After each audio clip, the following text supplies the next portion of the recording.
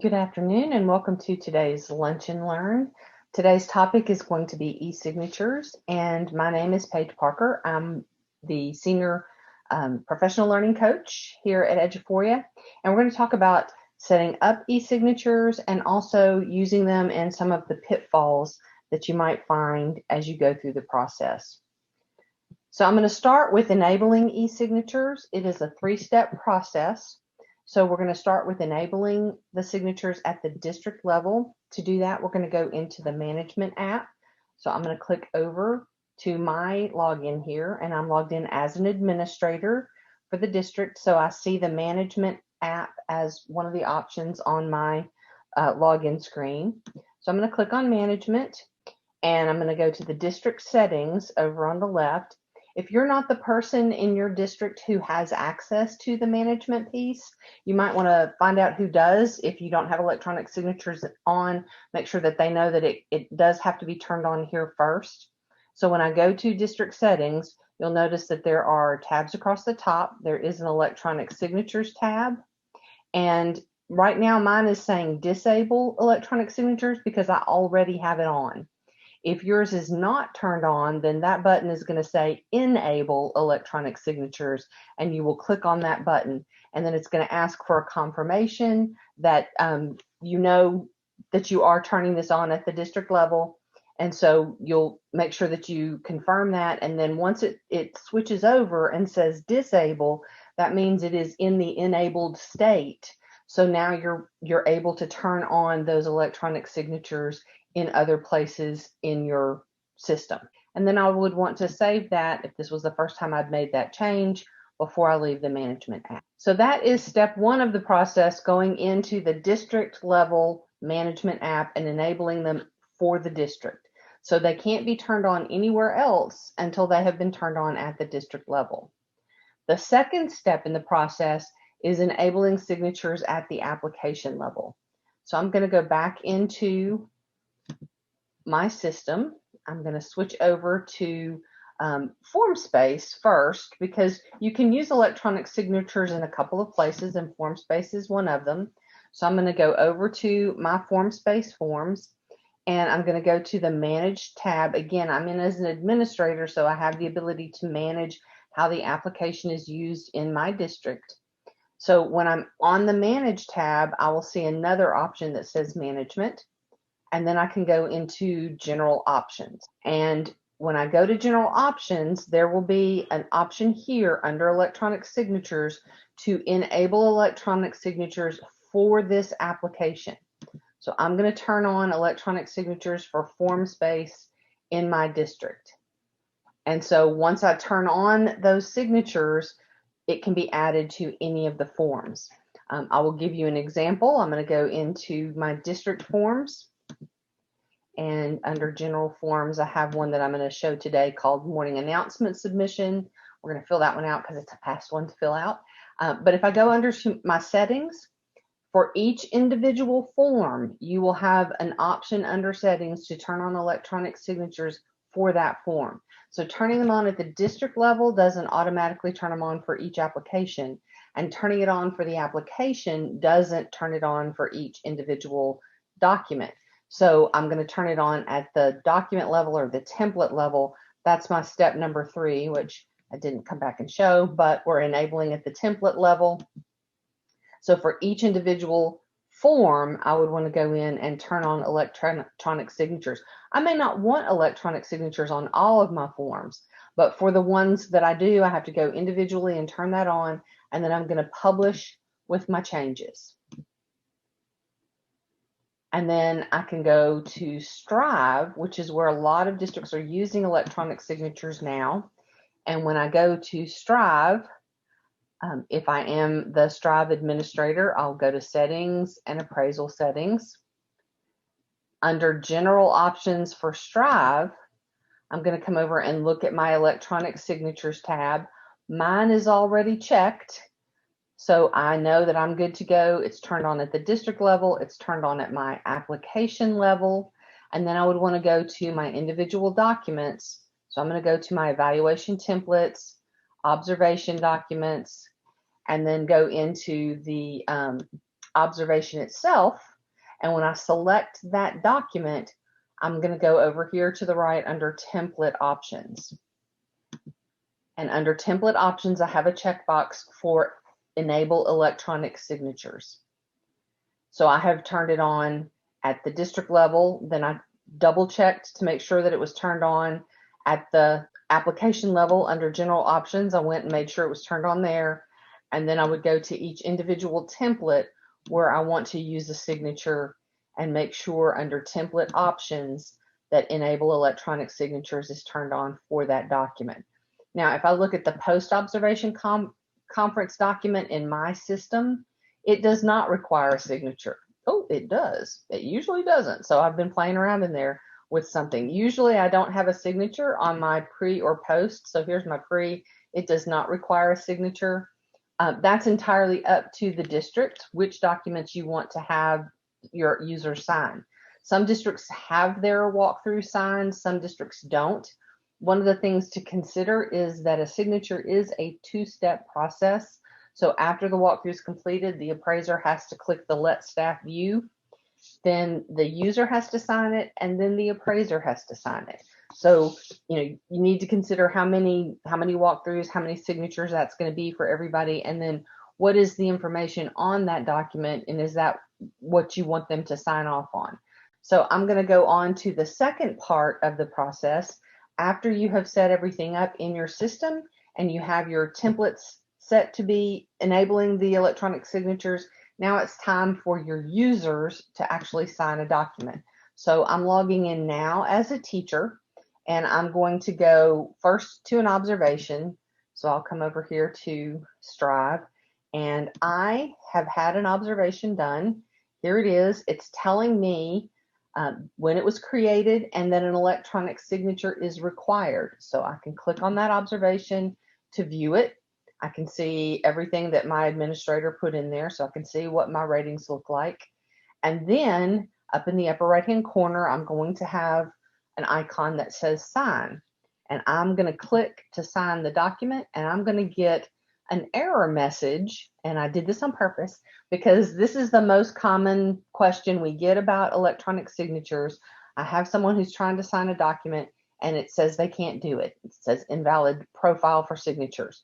What that means is that this user has not set up their profile to have a security question, and the security question is required for electronic signatures.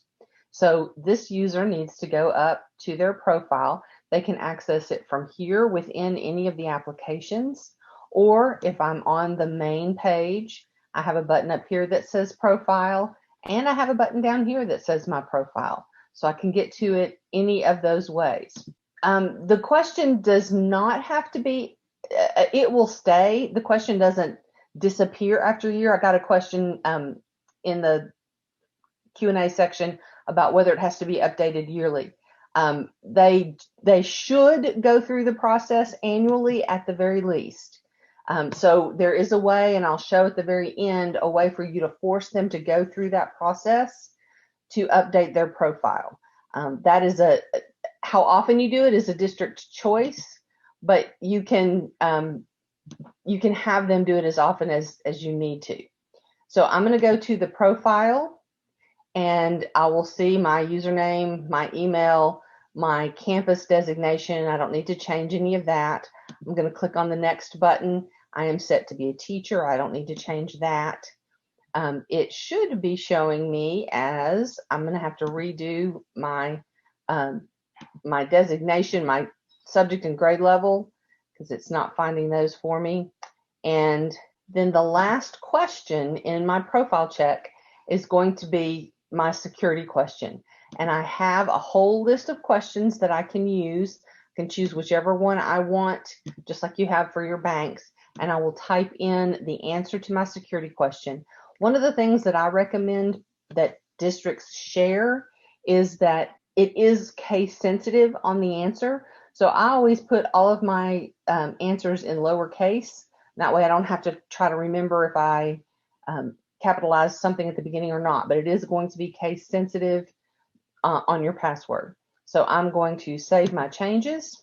And now when I go back in to Strive, and I go to my observation process, and I go back to look at that observation. Now when I try to sign it, it's going to show me the two people that have to sign my document and the signature is pending.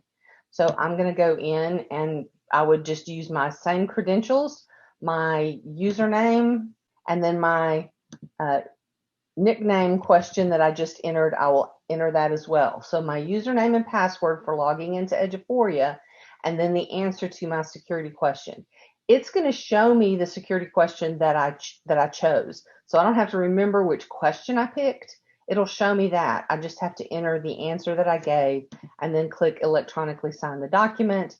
And it's going to show me that I have signed it with the check mark there. And now the only thing that's pending is for my administrator to go in. So I have another question. Does it reset the question if you reset your profile check every year? The answer is whenever you go in to reset your profile, you will get that question again. It'll keep the question will default to be the same, but you can type that same answer in, or you can change it. But when you go in and do a profile check, it will ask you for those questions each time. Just like it does with asking for the subject area, grade level, all of that is there. It's going to ask you to double check everything and reset what you need to reset. And I'm going to get out of my signatures. And now the next thing that would happen would be my appraiser would go in. So I am in as the appraiser. I'm going to go in and look for that user.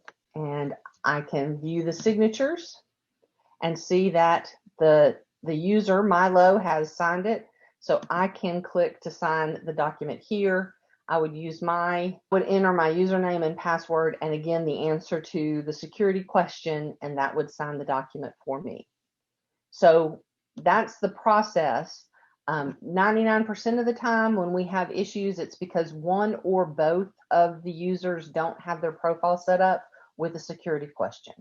So that usually fixes it. If you have those people to go back through that profile check and make sure they have a question set and that they're answering that question correctly, that's usually all it takes to get the signatures working the way you want them to work. I am going to go back to my teacher user and show you in Formspace. You can also use signatures, and it works the same way. I have a form that I started filling out, but I haven't submitted it. I'm going to submit that form now as a teacher user, and it's going to give me a plus sign that says sign and submit. If I had done this before my profile was set up completely, it would not give me this box. It would say your signatures, you're not set up to be able to sign a document. But because I have set my profile question, security question, I can click sign and submit. Again, it brings me back to what is the password. So I would put in the password for that user, and then it asks me my security question again. I'm going to put in the answer to my security question, and I can sign the document. So the signature page looks slightly different in Formspace, but it asks you for the same 3 pieces of information: your username, your eduphoria password, and then the answer to your security question. Okay, let me go in and look at a question. I have a question. Does it reset? I mean, as eduphoria administrator in the manage user profiles, no, it does not automatically force any resets at all. The system will not automatically do that, but I'll show you how you can do that. So I'm going to go back in as an admin user, and I'm going to go over to the Manage app. And when I click on Manage Users, there is an option down here that says Manage User Profiles. And the administrator can go in and click this button at any time that says Reset Profile Check.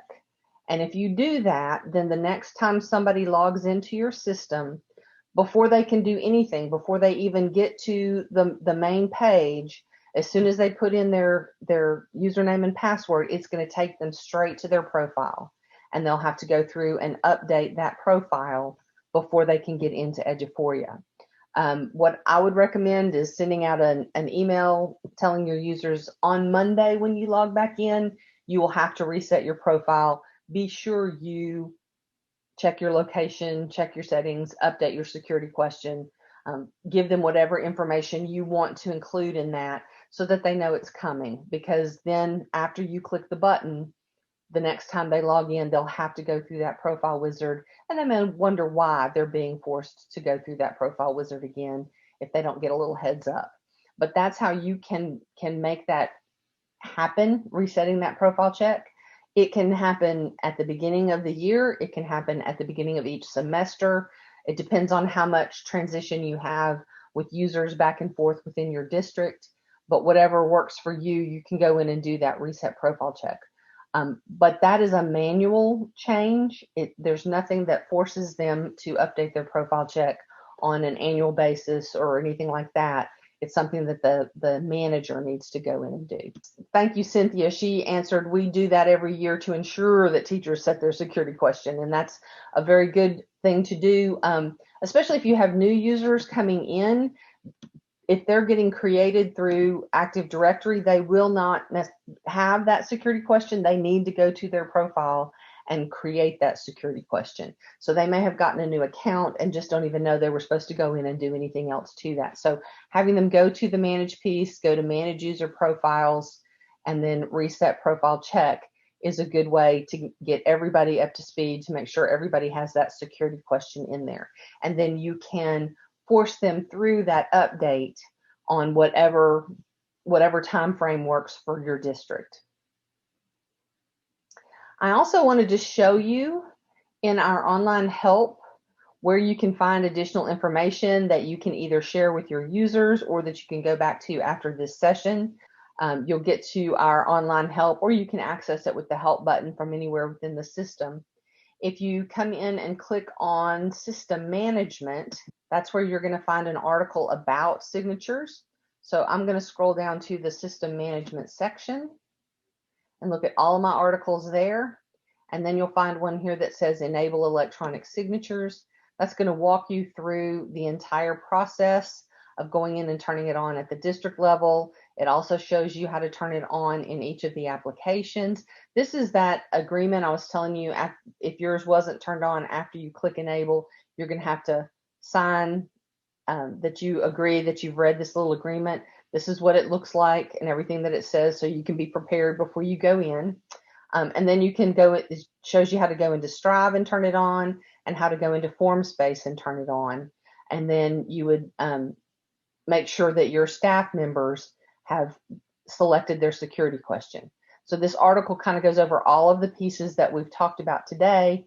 And again, it's in our online help under System Management.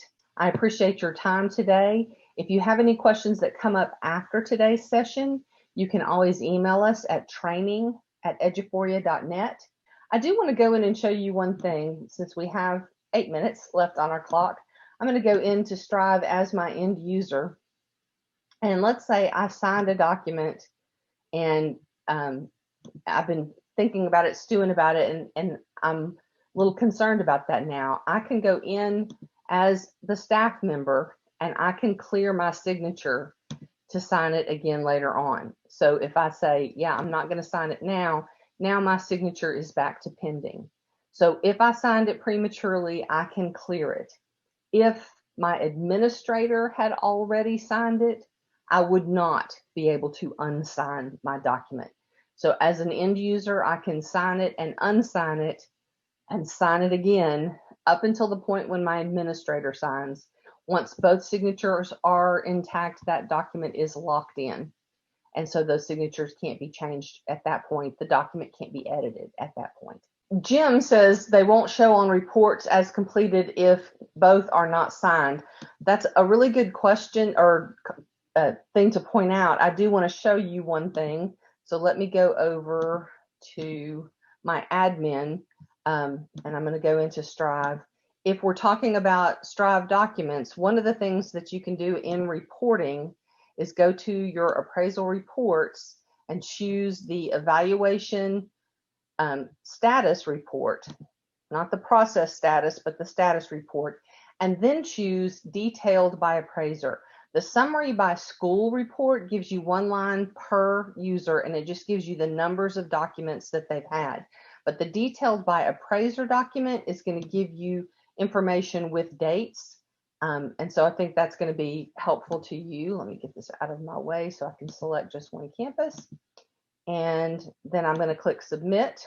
And when this report opens up, you'll see that it shows me the date that it was made viewable by the administrator, and also the date that it was viewed by the teacher, whether or not it has been viewed at all. And if e-signatures are required on a document, it will show me that information as well.